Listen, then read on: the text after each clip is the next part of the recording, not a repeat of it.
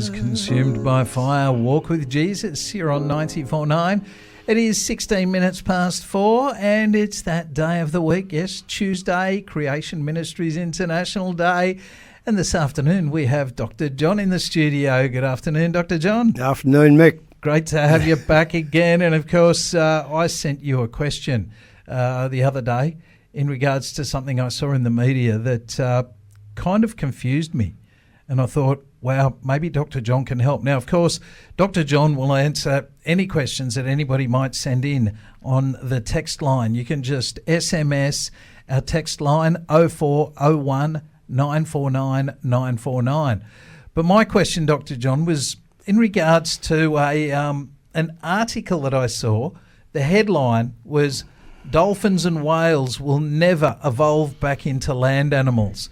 That kind of explains what the article was all about. And I thought, what? It doesn't make sense. No, Mick, it doesn't. And good afternoon. It's great to be here again. Yeah, but look, I tell you, you often see a bit of nonsense in evolutionary slanted scientific articles, but this one was a bit more nonsensical than most, and I'm not surprised you had a bit of a chuckle over that, because it was in a few different publications. Oh, look, it's a serious article, and it claimed that orcas and dolphins have now passed the point of no return in their evolution. It says that they're so well adapted to life in the sea, and I think we'd probably have to agree they are. Yep. Yeah, they're so well adapted to life in the sea that they can't ever get back into being land animals.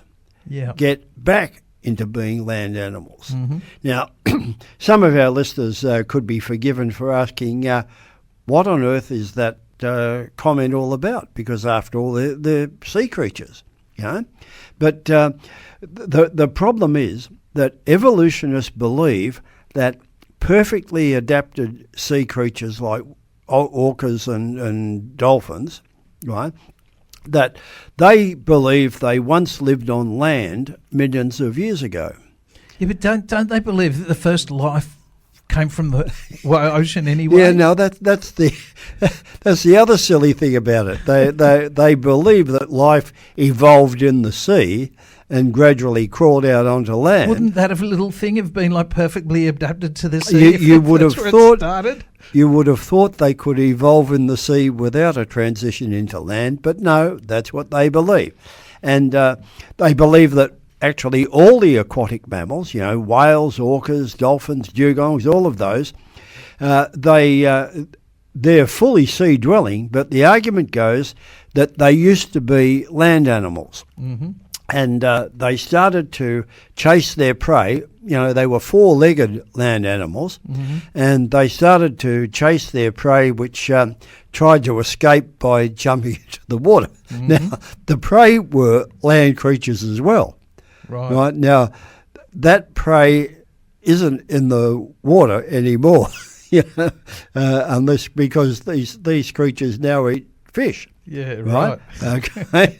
But anyway, that's the way they believe it, that they used to chase prey which tried to escape by jumping into the water, and then these predators dived in after them, and over millions of years they got so used to doing it that they adapted to the watery environment, and they started to live there permanently.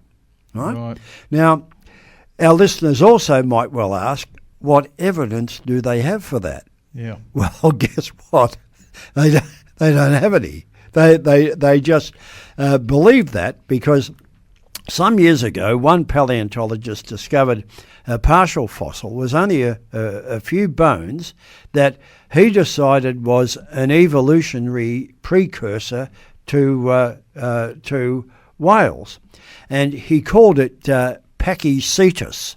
Now, if you think of that name, Pachycetus, the cetus part obviously refers to whales because these creatures are called cetaceans. Uh-huh. Right, okay. So that's where that name came from. But it turned out after a while he didn't have all the bones, and when got the bones for the head, it didn't have a blowhole. So, Yeah, right. so it couldn't really be that sort of precursor. But look, that's what they do believe. And of course, one of the great differences between land animals and these sea creatures is we've got a nose with nostrils at some part of our face. You know, if you've got a long face like a horse, then the nostrils are at the end of it. But the sea creatures don't have that; they've got blowholes. Yeah. So, the evolutionists believe that over the course of time, their nostrils migrated back onto the dome of their head and became blowholes. Right. So it could have started off like in their theory, their whole idea, like a hippopotamus. Yeah, something like that. Yeah, yeah. Right. So maybe one day hippopotamuses are going to start eating fish. Well, yeah, they live in freshwater anyway. So anyway, look, I mean, that article appeared, you said, in quite a few publications. It actually appeared in a serious publication, the Proceedings of the Royal Society, which is a highly reputable, or used to be, scientific publication. Yep. And it came out of the study came out of the University of Freiburg in Switzerland, and the lead author was said to be a doctoral candidate. Mm-hmm. Now, when you think of what does that mean? Well, a doctoral candidate is actually a student who's thought up some field of research that they think might be interesting, and if they research that and they do a paper that gets published, then they might get their PhD. Right. So that's what a doctoral researcher really is. Right. Okay. But anyway, she decided that orcas and dolphins have now passed the point of no return in their evolution. And all their systems, their propulsions with fins or flippers, and their blowholes, their reproductive systems, etc., they're all so well adapted to the watery environment that they're never going to be able to get back to living on land. I mean, what a tragedy. The thing I don't understand is if everything, so these evolutionists believe everything came from like a single-celled thing and it just sort of grew and evolved from there. How can't, if evolution is real, how can't something keep evolving? How all of a sudden does it get to a point where, no, stop now? Ah, right, okay. Well, in their adaptation, they've started to lose the genetic material that would make them capable of living on land. Right, yeah, so now which is what you always say. That's they're exactly losing right. information. They lose information, and that's the whole point. So this single-celled thing that was the first ever life on Earth had all of that in its genetics to make everything, and now all of a sudden it's losing it again. Well, that's right. It's not making sense. No, it doesn't make a lot of sense. Well, of course, the evolutionists believe it could gain information anyway. That's part of the evolutionary belief. But look, if it could gain information, why this story? Well, why have they passed the point of no return? Why can't they get it back? Yeah. Mick, evolution doesn't make any sense. But look, they're saying in this article that this is going to threaten their survival because they can't get back onto land. Now you might ask, why is it going to threaten their survival? Well, lo and behold, it's climate change. Would you believe it's climate change? Yeah. And of course, not only climate change, but pollution in the seas and things like that. But when you think about it, why would climate change, and by climate change they believe the Earth is warming, right? Mm-hmm. Everything's warming, the seas are warming. Mm-hmm. Now, why would that be a problem to whales and dolphins? Because you see dolphins in the tropics, so they don't have any problem with warm water. Yep. And we see all these whales cruising up our coastline now. They're doing it right now. They're doing it right now. Every day, yes. Well, they're looking for warmer water. Yep. I mean, if they had a bit of climate change, they wouldn't have to leave the Antarctic. They could just frolic around there. So, I mean, look, it just doesn't make any sense. But look, that's the way evolutionists think. They don't really... I don't think there's any doubt that there is pollution, though. Oh, absolutely. And that we have seen warming, yeah. The pollution could definitely be a problem. I mean, if the pollution started killing off the fish, then that would be a real problem for whales and dolphins. Be a problem for us too, because we need a bit of fish. But, I mean, the article just goes to show you the sort of nonsensical speculation you can get into when you refuse to believe in a creator God who made everything, and you are then dependent on completely accidental, undirected evolution. And when you think about it, there is a financial cost to these articles. Researchers get grants and all this sort of stuff. Yeah. So there's lots of money wasted on it, and it's complete and utter. Well, I think it's nonsense. Yep. You're on 94.9. It is 27 minutes past 4. We're going to listen to a bit of Ben Fuller with But the Cross, and we'll come back to Dr. John very soon. Please, if you have any questions for Dr. John, send them through to our text line 0401 949 949. That was Aaron Cole and Toby Mack with Right on Time. You're on 94.9. It's 23 minutes to 5, and we have Dr. John in the studio from Creation Ministries International, who do have a website where you can get all sorts of questions answered. That's creation.com. But this afternoon I had a question in regards to an interesting article I saw online where they said that dolphins and whales are at the end of their evolutionary tale. They can't evolve any further. And I thought that just doesn't make sense from either a creation or an evolutionist point of view. It just doesn't make sense. So anyway, we've been talking about that this afternoon. And earlier, Dr. John, you mentioned someone finding a bone. And I have a question in regards to bones. I know paleontologists are out there looking for bones all the time. And I've seen a few times where they find a bone. They're like, here we go, we've found a bone. It's a really old one. It's already gone sort of rock-like. And then all of a sudden they paint a whole dinosaur. And there's this artist's impression of a dinosaur that we've never seen before. They look absolutely amazing. And it's because they found a tooth or a bone or sometimes two bones. And you sort of think, how do they get the whole dinosaur or the whole picture? Well, can you look in DNA? You're a doctor. Can you look in DNA and somehow there's a record of how many bones or the bone structure of an animal? No, and for most of these bone fossils, they can't get DNA out of them anyway. It's a matter of examining the bone and thinking, oh, this is what it might be. But you're quite right. Then the artist goes to work and draws the whole dinosaur from one or two little bones, which is obviously speculative. Yeah, right. And of course, you can't always tell with bones. There was an article on, I think it was on. It was in the latest Creation magazine that came out a couple of days ago. Okay. On a couple of bones that had been found some years back in Japan. Mm-hmm. And they were believed to be human bones, an upper arm bone and a bit of a leg bone. And so this was a new type of human, apparently. And they're a little bit different. Yeah, and they gave him a name, Nagasaki Man, or something like that, And then the artist started painting pictures of Nagasaki Man, and but eventually they had a closer look at the bones.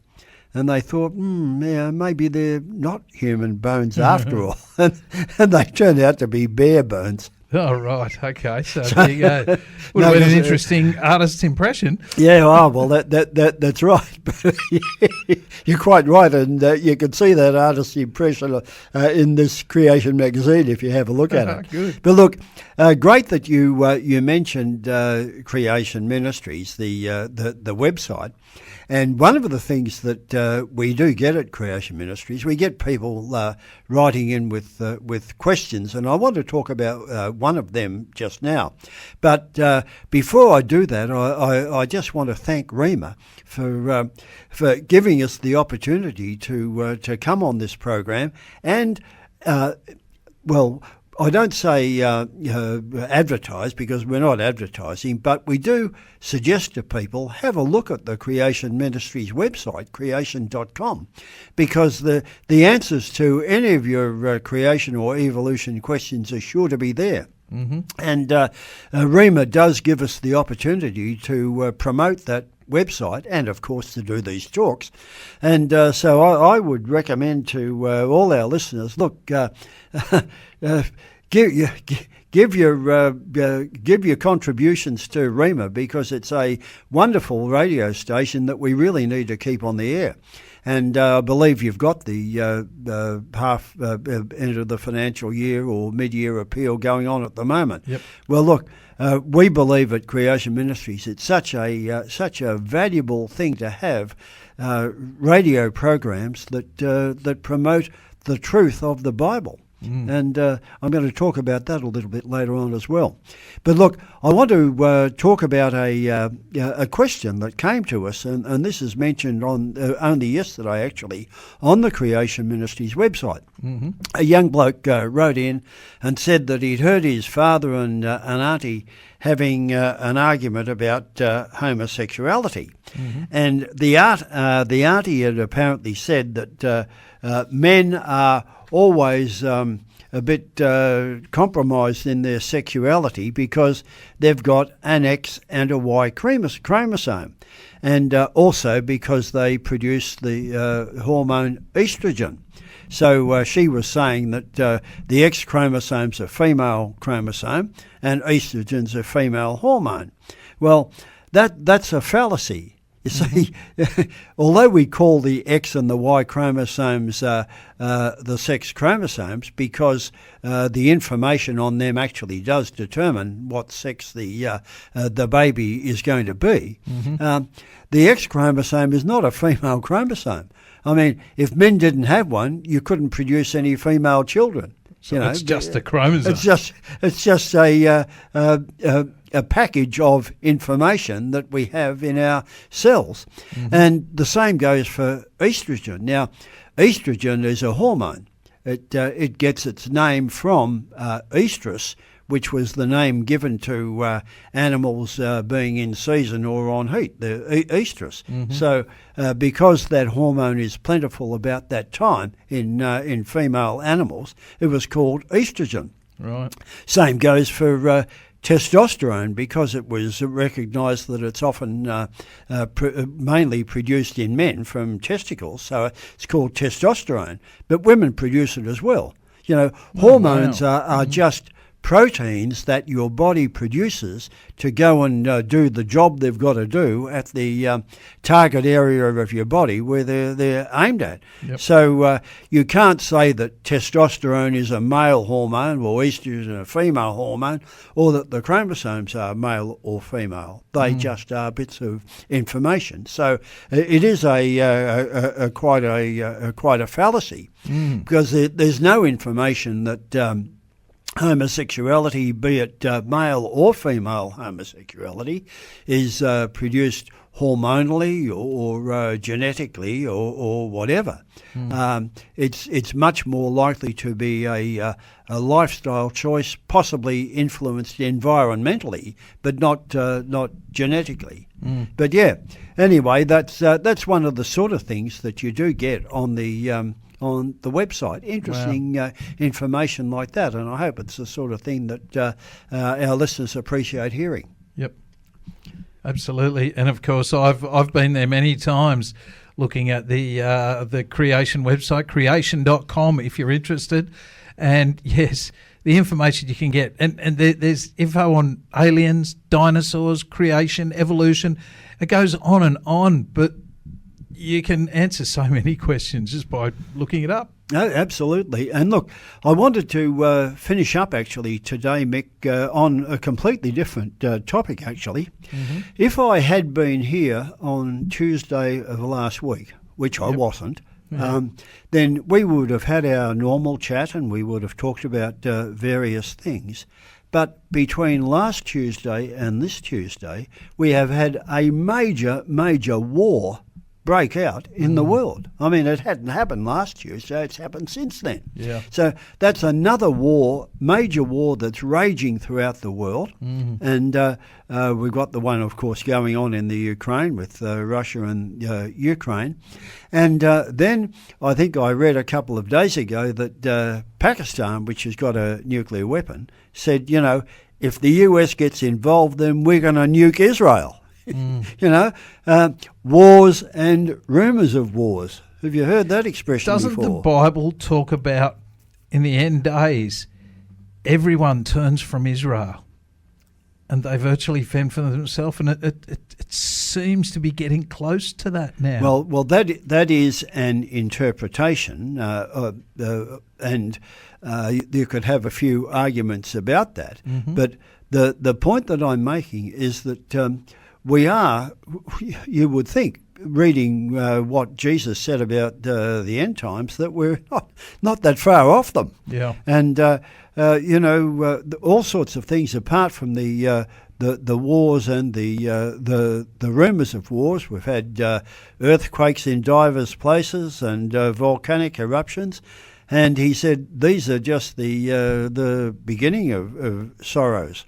But we really need to be prepared, because it does say, beware that day doesn't come upon you suddenly. Yeah. Because Jesus likened it to the days of Noah. You know, people were going about their normal business, and then the flood came. Mm-hmm. He says specifically about Sodom and Gomorrah when Lot was there. He said they ate, they drank, they bought, they sold, they planted, they built. But the day that Lot came out of there, all hell broke loose. Mm. You know, so here we are in Australia, and we're pretty much insulated from all of that sort of stuff. Yes. It happens elsewhere in the world, but of course it could never happen here. Mm. Well, the bad news is that one of these days things are going to break out here, and we do need to be prepared. But above all, we need to know that what the Bible says about God's care for his people is true. And the only reason we know that is we've been schooled in believing that what the Bible said about creation is true, what it says about Jesus and his miraculous birth, the miracles he performed, his miraculous resurrection. Even though they're miracles, they are true. Mm. And once we are well established and grounded in the belief in that truth, we're going to be able to stand in the evil day. And that's what God wants us to be able to do, and what he said he's going to look after us when it happens. Absolutely. You're on 94.9. That was Dr. John from Creation Ministries International. Thank you so much for another awesome week, Dr. John. And I'll be here again next week, Mick. Encourage the listeners to send in questions, because I'm always looking for something to talk about on this program. Okay, no problem at all. You're on 94.9. You heard that. If you've got any questions, send them through to our text line 0401 949 949. Up next, Owl City with Meteor Shower.